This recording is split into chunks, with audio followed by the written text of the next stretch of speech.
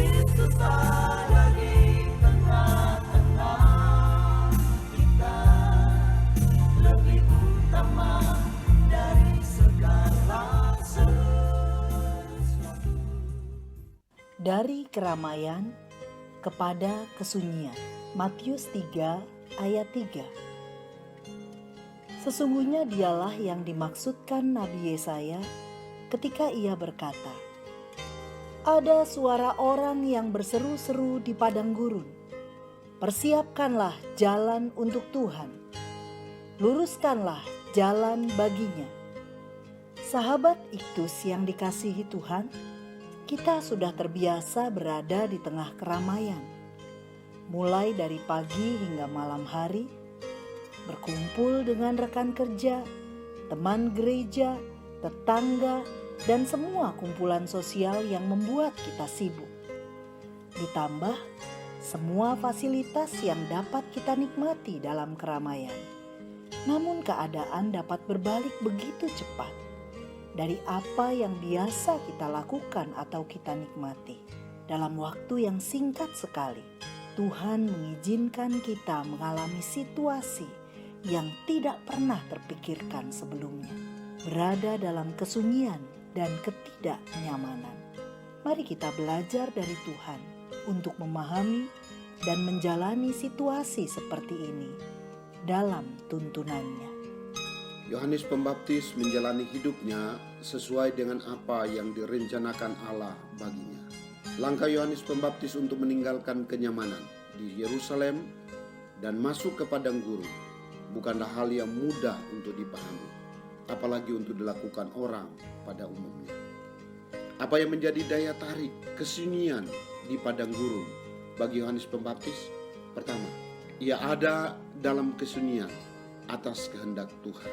Yohanes Pembaptis adalah keturunan Lewi, putra dari Elisabet, dan ayahnya Sakaria adalah seorang imam di Bait Allah. Sebagai anak seorang imam besar, Yohanes Pembaptis mendapat fasilitas dan penghargaan dari umat Tuhan. Lalu mengapa Yohanes Pembaptis rela meninggalkan segala kenikmatan di Yerusalem? Alkitab mencatat, ia tinggal di padang gurun dengan memakai jubah bulu unta dan ikat pinggang kulit, makanannya belalang dan madu hutan. Dalam kehendaknya, Tuhan menetapkan Yohanes Pembaptis untuk memenuhi tujuannya. Ketaatan pada kehendak Tuhan ditempatkannya lebih tinggi dari segala kenikmatan yang telah tersedia baginya.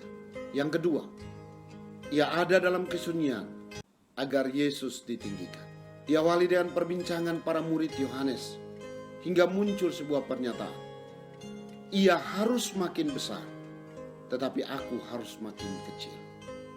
Di dalam Yohanes 3 ayat 30, selanjutnya ayat 11 dari perikop ini menunjukkan konsistensi Yohanes Pembaptis terhadap tugasnya sebagai pembuka jalan untuk kehadiran Sang Mesias.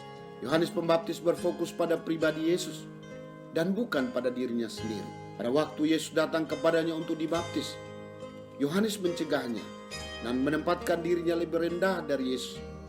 Inilah alasan ia berada dalam kesunyian, yaitu agar Yesus semakin ditinggikan. Yang ketiga, ia ada dalam kesunyian supaya banyak orang bertobat. Tujuan pemberitaan Yohanes Pembaptis adalah menyampaikan berita tentang kedatangan Mesias yang dijanjikan. Orang banyak berbondong-bondong datang ke tempat yang sunyi di padang gurun, termasuk orang Farisi dan orang Saduki, karena ada daya tarik di tempat kesunyian. Dan daya tarik itu adalah berita tentang Yesus, Sang Juru Selamat. Tidak semua orang yang datang meresponi secara positif berita yang disampaikan. Tapi lihatlah, dalam kesunyian ada orang dibawa pada kebenaran dan pertobatan. Sahabat Iktus, Tuhan menghendaki saya berada dalam kesunyian dengan sebuah tujuan. Saya dapat semakin dekat dengan Tuhan, mengenal kehendaknya, dan menikmati kehadirannya. Saya pun dapat membangun persekutuan dengan Tuhan bersama keluarga. Dalam kesunyian, saya terus mengusahakan agar kabar baik dapat sampai kepada saudara, sahabat, bahkan sampai ke ujung bumi. Saya dapat menggunakan handphone saya untuk menasehati dan mendoakan orang banyak. Saya mau mengerjakan sesuatu yang berguna bagi kerajaan Allah melalui tulisan saya, melalui karya saya yang dihasilkan dalam kesunyian. Sahabat Iktus yang dikasihi Tuhan, apa arti berada di tempat kesunyian?